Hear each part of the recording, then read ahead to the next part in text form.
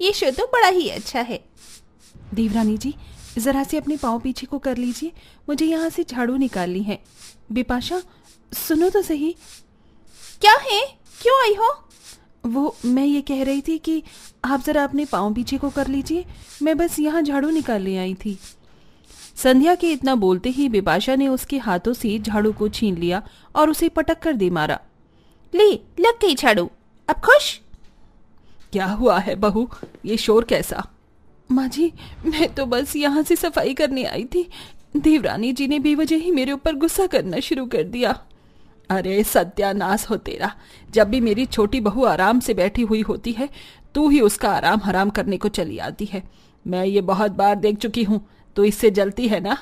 माँ जी, आप ये कैसी बातें कर रही हैं, मैं भला इनसे क्यों जलूंगी? आप हमेशा मुझे ही क्यों डांटती हैं? अच्छा, मैं तुझे ही डांटती हूँ। जितना इस भिखारन की इज्जत करते हैं, इसे वो हजम नहीं होती है। सही कहा, ये ऐसी ही है। जा अपने कमरे में जाकर दफा हो। संध्या को रजंती ने उसके कमरे में भेज दिया, जहाँ जाकर संध्या जोर जोर से रोने लगी। अपनी माँ को रोता हुआ देख वहाँ पर उसका बेटा अशोक आया और अपनी माँ के आंसुओं को पोंछने लगा। रो मत माँ, जब मैं बड़ा हो जाऊंगा ना तो दादी को और चाची को अच्छा सबक सिखाऊंगा। अरे लल्ला, तू कब आया? मैं रो थोड़ा ही रही हूँ। झूठ मत बोलो माँ, आप रो ही रही थी। मैंने नीचे सब देखा, कैसे दादी ने आपको डांटा और गंदी चाची ने आपकी झाड़ू को फेंका। ये सब अच्छे नहीं है माँ, बहुत बुरे हैं। लेकिन जब आपका बेटा बड़ा हो जाएगा तो वो आपको इन सभी से दूर ले जाएगा। अपने बेटे की बात सुनकर संध्या का दिल और भर आया और उसने उसे सीने से लगा लिया। उस दिन संध्या बहुत ज्यादा रोई। संध्या गरीब घराने से आई थी और उसके पति का भी काम कुछ खास नहीं चल रहा था, इसलिए रजंती, बिपाशा और त्रिशा उससे नफरत करते थे। वहीं बिपाशा और त्रिशा बड़े और अमीर घरानों से थीं और साथ ही उनके पतियों का काम भी बहुत ज्यादा अच्छा था, इसीलिए रजंती बिपाशा और त्रिशा को ज्यादा प्यार देती थी। ऐसे ही समय बीतने लगा और अब बरसातें लग चुकी थी। लगातार घर में जलन और चिड़न की वजह से झगड़े होते थे, जिनमें आज के दिन तो ऐसा पंगा हुआ कि रजंती ने संध्या, त्रिशा और बिपाशा के बीच बंटवारा ही कर डाला।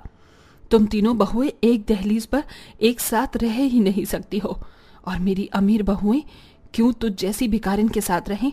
इसीलिए मैं आज से ही ये फैसला कर रही हूँ कि तू संध्या अपने परिवार के साथ बाहर रहेगी। ये जो घर के बाहर की जमीन है ये तेरी होती है। संध्या ने अपनी सास के फैसले पर कोई उंगली नहीं उठाई। रजंती ने उसे सारी संपत्ति से बेदखल कर दिया, जिसके बाद संध्या 50 गज के छोटे से खेत में आ गई। वो नाम को खेत था। वहीं पर एक भूसे की झोपड़ी बनी हुई थी, जिसमें संध्या का परिवार गुजारा करने लगा। लेकिन बरसातों की वजह से उन्हें उस भूसे की झोपड़ी में बहुत परेशानी होती थी, जिसे देखकर बिपाशा, त्रिशा और रजंती बहुत ज्यादा खुश होती थी। माँ जी, जल्दी से आइए, देखिए पिक्चर चल रही है। शुरू हो गया ड्रामा। मैंने तो इसे देखने को पकौड़े और चाय भी बना लिए हैं।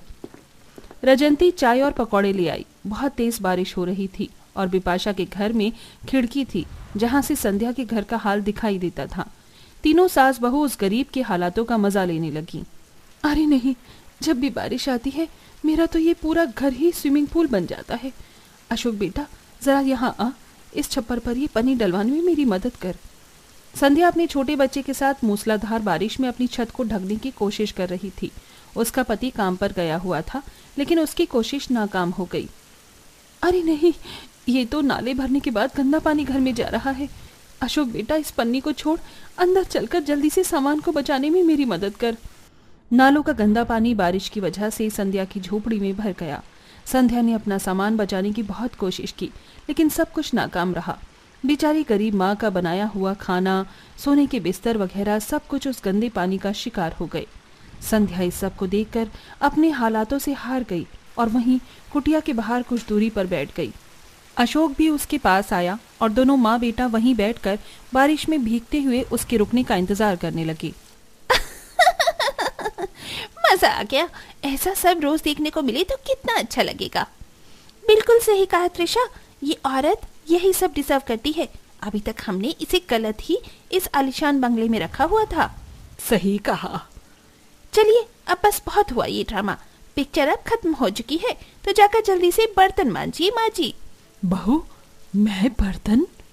ऑफ कोर्स, हमने कभी ये काम नहीं किए हैं तो जाहिर है कि आप ही ये करेंगी। जाइए। रंजती बिपाशा और त्रिशा को कुछ नहीं बोल पाई और उसे ना चाहते हुए भी बर्तन साफ करने पड़े। वहीं दूसरी तरफ गरीब संध्या के बेटे अशोक को भूख लग रही थी। माँ, पेट में दर्द है, कुछ खाने को दो ना। क्या दूं मेरी बच्ची, अब तो कुछ भी नहीं बचा है। जो खाना बनाया था वो सब उस नाले के गंदे पानी में भीग गया। चल, मैं कहीं से इंतजाम करती हूँ। संध्या अशोक के लिए इंतजाम करने को निकल गई। उसे अपनी सास का ही घर दिखाई दिया। माँ जी को मुझसे परेशानी है, लेकिन वो अपने पोते के लिए तो जरूर सोचती ही होंगी। संध्या ने इस आस के साथ रजंती के आगे हाथ फैलाए, लेकिन वाह वाह, तुम गरीबों को भी अमीरों के घर के खाने की आदत लगी हुई होती है। चल भाग यहाँ से, तेरे लिए यहाँ कुछ नहीं है। माँ जी, मैं ये रोटी अपने लिए नहीं, आपके पोते के लिए मांग रही हूँ। हाँ तो तेरा बेटा क्या कहीं का वीआईपी इंसान है?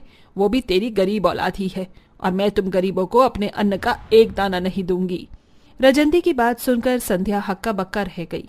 उस दिन के बाद संध्या ने कभी अपनी सास के दर पर पलटकर नहीं देखा। चाहे कैसे भी हालात होते, लेकिन संध्या अपनी सास से ना कोई मदद मांगती थी और ना ही कोई उम्मीद लगाती थी। वहीं दूसरी तरफ बिपाशा, त्रिशा और रजंती खूब संध्या की हालातों का मजाक बनाती थीं और उसकी गरीबी का तमाशा देखती थीं। ऐसे ही चलते हुए अब सालों बीत जाते हैं। भले ही संध्या गरीब थी, लेकिन उसने अपने बेटे को पढ़ाया लिखाया था और अब अशोक की पढ़ाई पूरी हो गई थी। आज अशोक पढ़कर अपने घर लौटने वाला था। आज तो मेरा बच्चा आ रहा है। उसकी पसंद का दाल का हलवा मैंने बना दिया था, अब उसे गर्म कर देती हूँ। मेरा लाल भी बस आता ही होगा। संध्या ने चूल्हे पर बड़ी मुश्किल से हलवा गर्म किया, क्योंकि तब भी हल्की हल्की बारिश हो रही थी और उसका घर टपक रहा था। अभी बस उसने हलवे को गर्म करके रखा ही था कि तभी उसका बेटा आ गया। अशोक, मेरा बच्चा तू आ गया।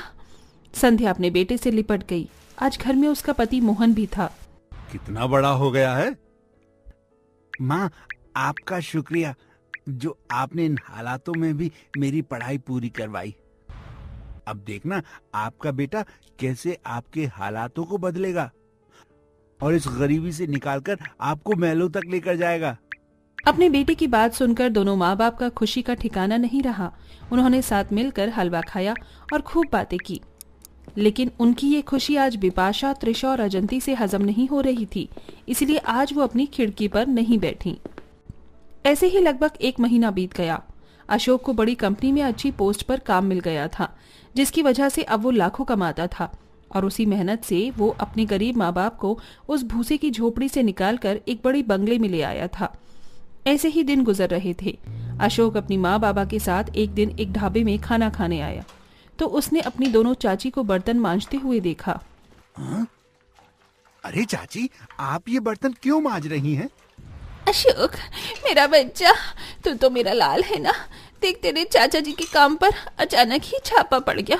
अब हम सभी फुटपाथ पर आ गए हैं। हमारी मदद कर दे। हमारा अशोक बहुत रहमदिल है, ये हमारी मदद जरूर करेगा। ओह, मदद। अशोक को वहां खड़ा हुआ देख उसके माँ बाप भी वहां आ गए और बिपाशा और त्रिशा की गरीबी देखकर दंग रह गए।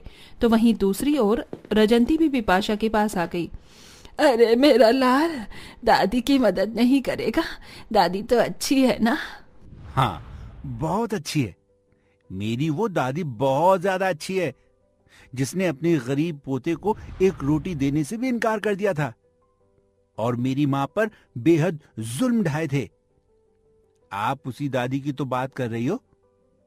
और आप चाची जी, और मैं आपका वही लाल हूं ना जिसको मुसीबत में देखकर आप दोनों खुश होती थी।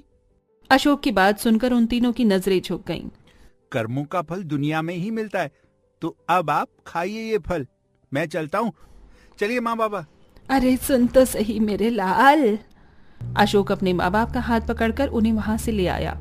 रजंती, त्रिशा और बिपाशा उसे आवाजें देती रह गईं, लेकिन उनमें से किसी ने उन्हें पलटकर भी नहीं देखा।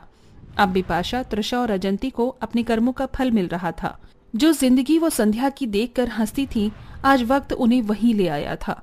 इसीलिए तो कहते हैं कि कभी किसी के हालातों पर हंसना नहीं चाहिए।